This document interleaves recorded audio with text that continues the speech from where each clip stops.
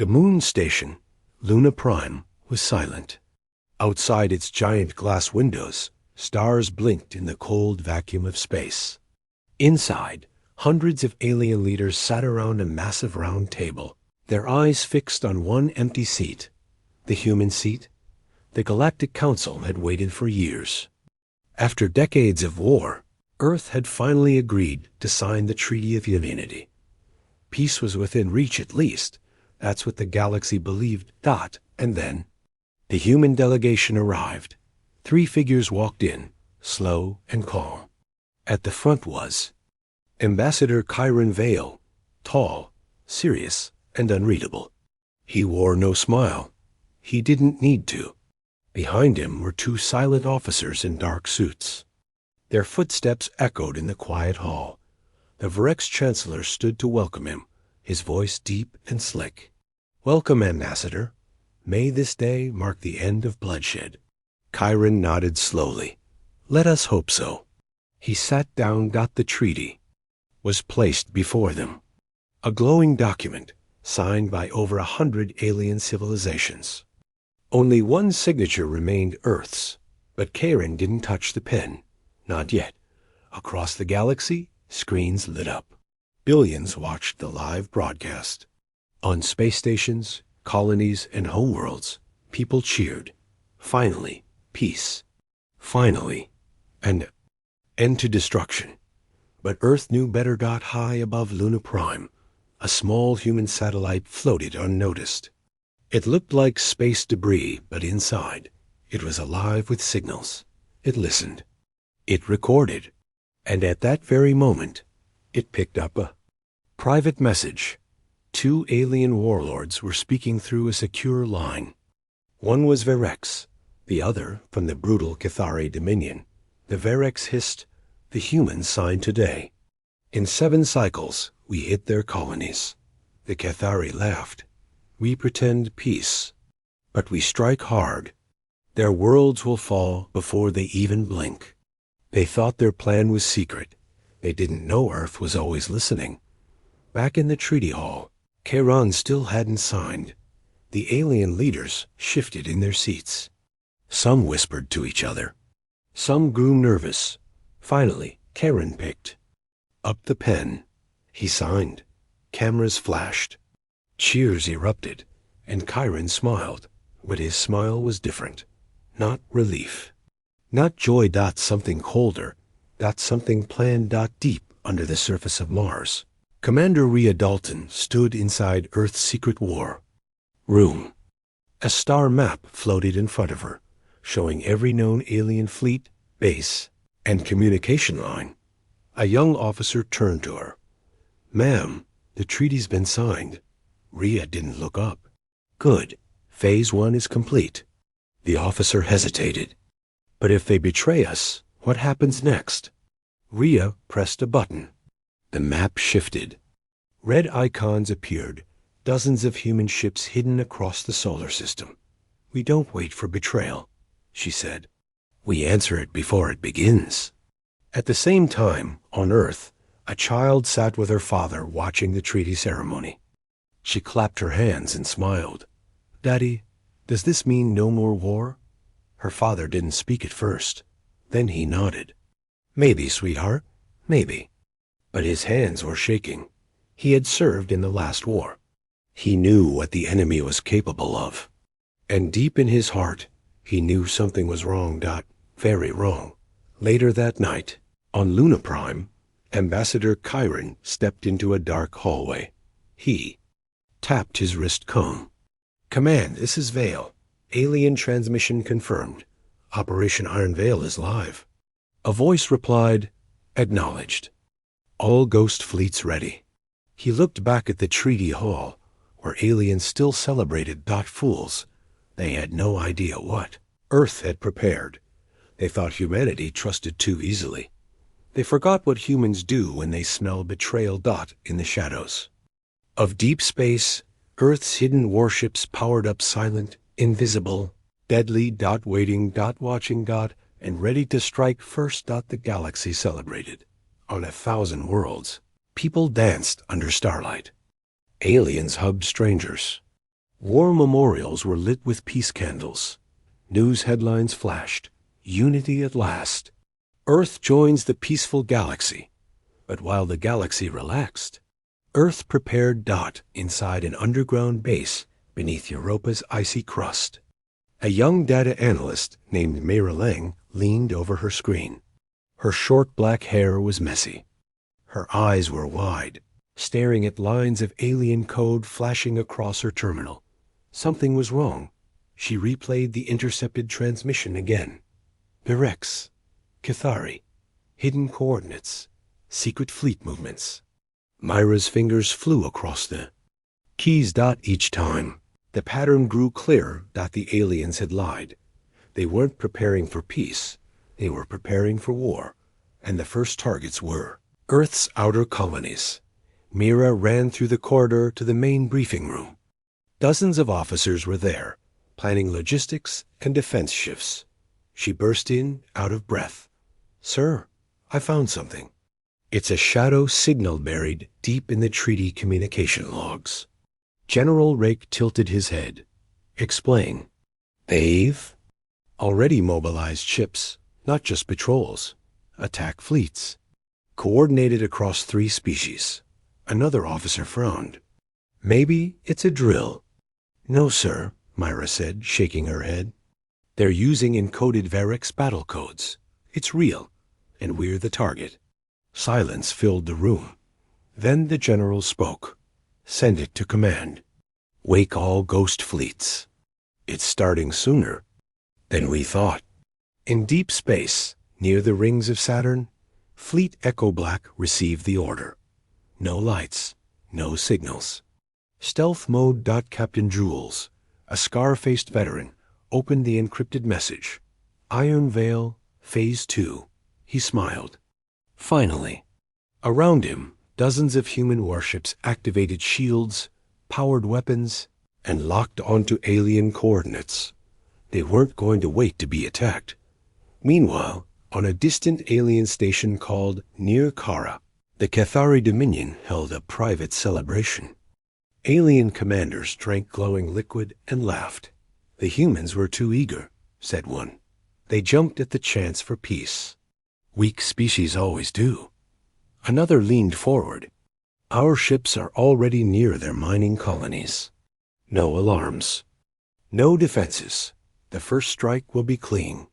A third one chuckled. "By the time they realize, their outer rim will be ashes." But unknown to them, one of the servers in their room wasn't real. It was a human listening device, disguised perfectly. And it had heard everything. Back on Earth, inside a classified bunker under the Himalayas, President Amaradenev stood in front of a secure hologram. On the screen were Earth's top generals, scientists, and AI advisors. "Ladies and gentlemen," she said, "the treaty is dead. The galaxy just doesn't know it yet. We do not act out of anger.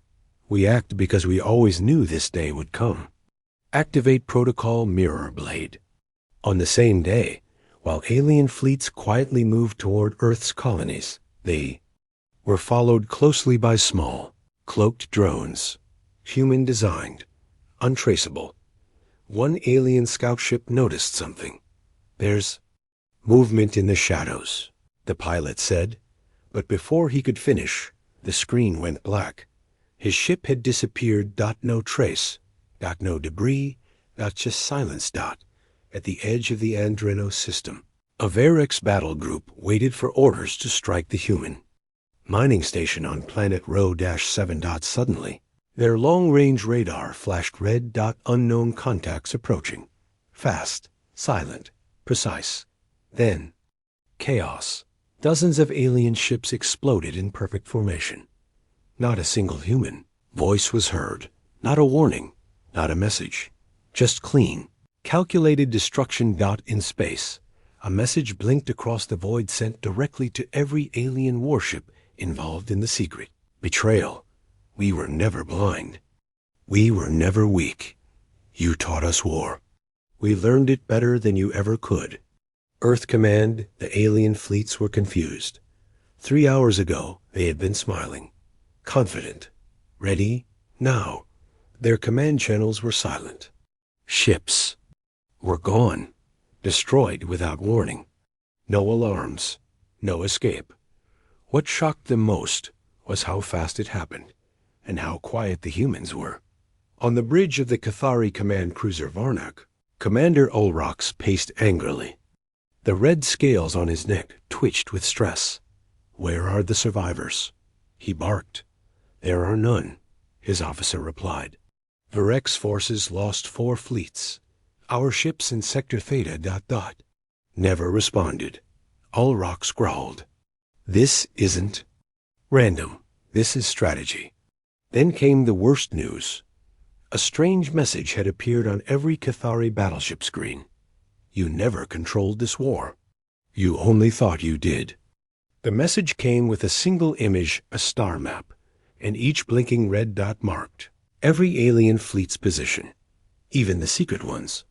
Meanwhile, on Earth's Lunar Intel Command, Mira Lang stared at her monitor, a satisfied smile on her face.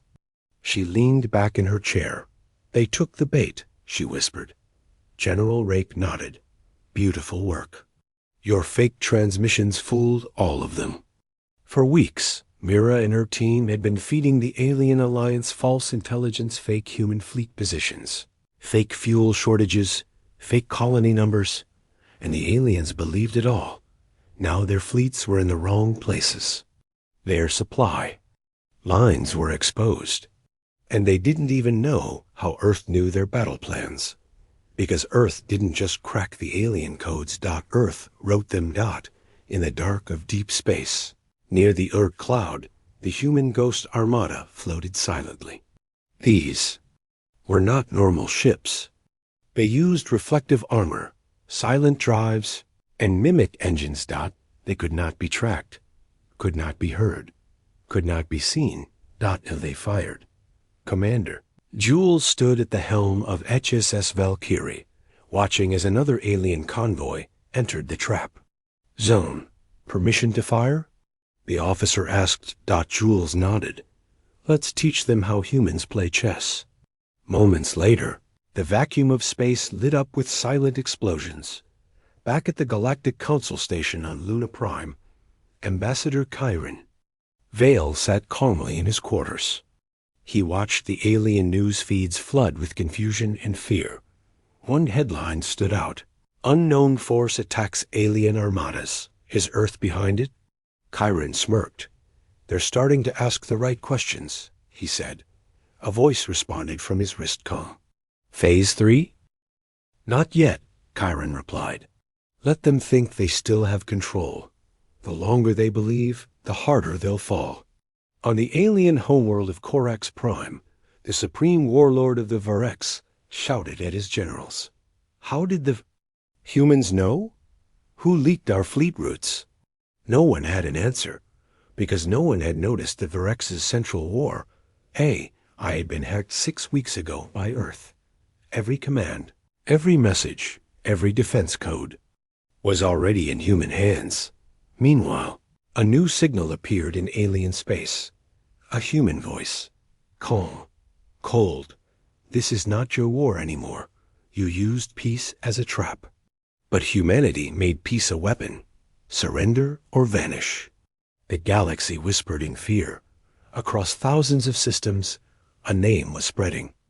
A shadow no one could see, but everyone could feel. They called it the Ghost Fleet. No one saw them coming. No one survived their attacks. No wreckage was left behind. Only silence and fire. On the alien world of Ketrex 4, General Roll of the Cathari Dominion stood in front of a map. Red dots blinked: ships lost, bases destroyed. One of his captains stepped forward. "Sir, permission to retreat. We can regroup near the Andari Nebula." Roll's face twisted in anger. "Retreat? We are the Cathari." The captain didn't speak. His hands shook. Because he had seen it 2 days ago. His fleet had been 300 strong.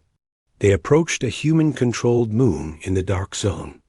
They sent scouts, fighters, and heavy cruisers. They never reached the moon. One by one, The ships blinked. Out on his screen, no sound, no calls. Just death.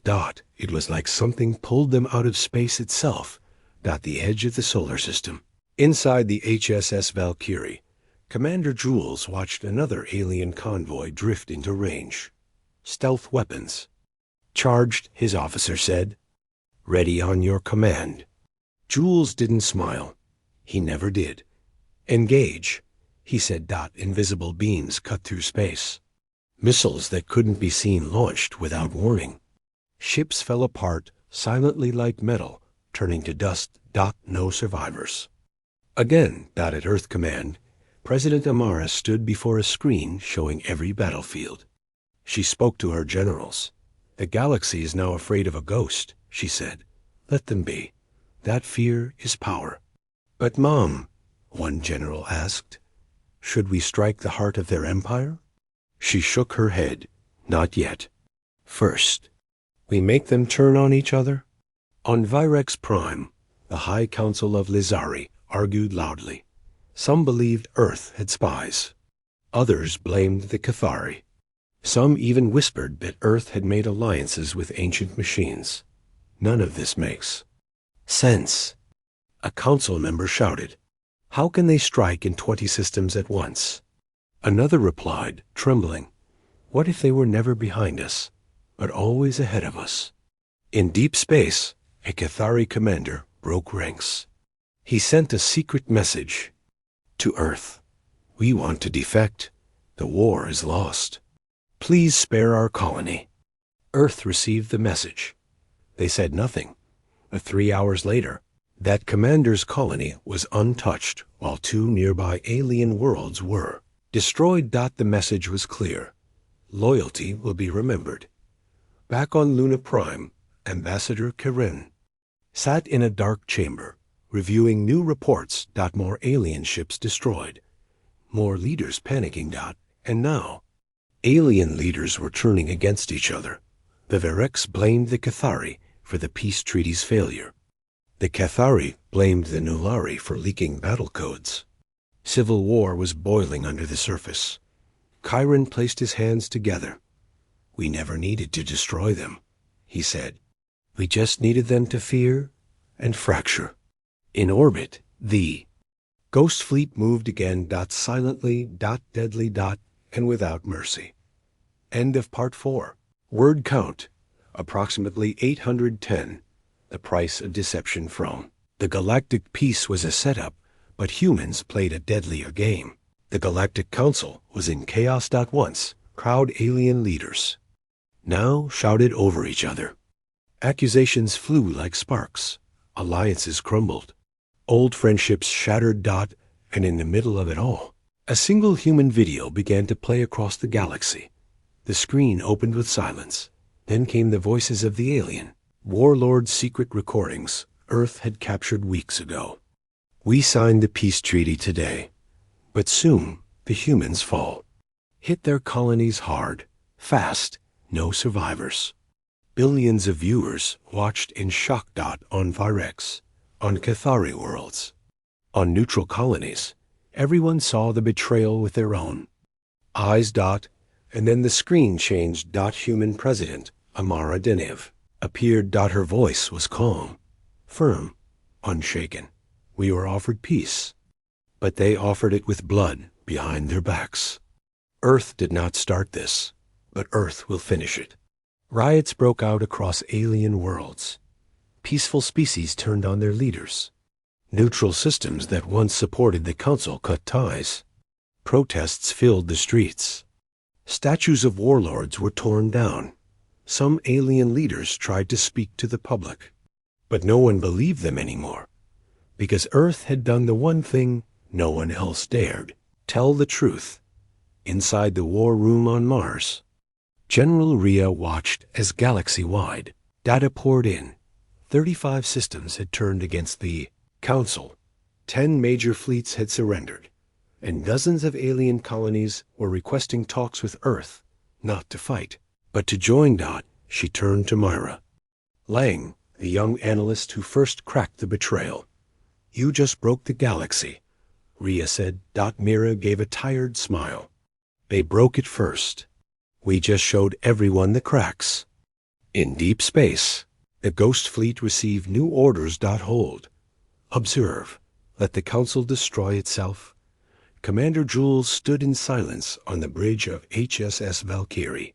His crew stared at the star map, now filled with red warnings and flashing alerts. Jules raised a hand. No action, he said. Let them feel fear. Because now the galaxy feared something more than war. Earth's silence. On the planet Trella 3, a small alien child watched the video of the treaty Betrayal on a public screen. She looked up at her mother. Are the humans the bad guys? Her mother shook her head. No, dear. They just stopped pretending.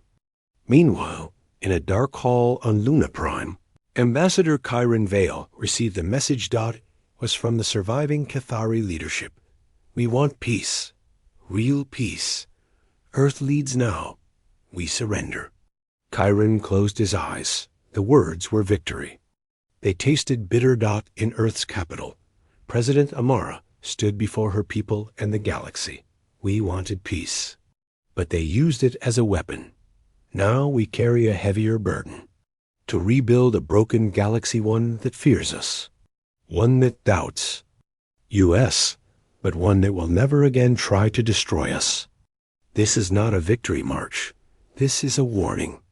Earth will not be betrayed again. Across the stars, Earth's flag began to rise on surrendered colonies, abandoned fleets, and shattered worlds. Not as a symbol of war, but as a symbol of something worse. Consequences. The galaxy had changed. World by world, the flags of the old Galactic Council were lowered. The alien alliance was no more. Its lies, its greed, and its betrayal had been exposed. And in its place, Earth stood tall. But this was not the victory humans had dreamed of. This was something colder. Stronger. Darker. They called it the Human Doctrine. The message was simple. Betray Earth and be erased. Lie to us, and we will hear it. Threaten us, and we will end you before you strike. In a grand hall on Earth, President Amara Deniev stood before the newly formed Galactic Accord.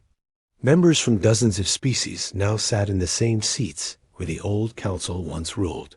There were no more fake smiles. No empty promises. Just silence and respect. Amara spoke clearly. This is not a council of peace built on words. This is a wall built on truth, protected by strength. We do not rule. We do not conquer, but we do not forget. If you raise a weapon against Earth again, you will not get a second chance. In the back of the hall, Ambassador Kyron Vale watched quietly. He had seen too much to cheer. He remembered how close Earth had come to trusting them. He remembered the faces of those lost when the first betrayal began. And now, he watched the galaxy bow to a new kind of peace. A peace built not on hope, but on memory. On Virex Prime, the once mighty warlords now served under new terms. Human overseers were not cruel, but they were not soft either. One Virex child asked her elder, "Why do we follow humans now?" The elder replied, "Because they are not afraid to burn the sky, to protect what is theirs." On a peaceful Earth colony near Alpha Centauri, a human father stood with his daughter, pointing up at the stars. "Are they still out there?" she asked. "The ones who betrayed us?" The father nodded. "Some are gone. Some are hiding. Some are learning what fear really feels like." The girl was quiet. Then she asked, "Do you think they'll try again?" He looked into the stars, then down at her. "Let them," he said. "This time, the stars will answer in human fire." And so the galaxy watched. The humans didn't build an empire. They didn't demand tribute. They didn't claim every world. But they did something far more powerful. They made betrayal too expensive. They made lies too dangerous. They made peace Real dot as the stars turned and time moved forward. One truth echoed across every system. Earth is no longer a new voice in the galaxy. Earth is the warning before the storm. The E&D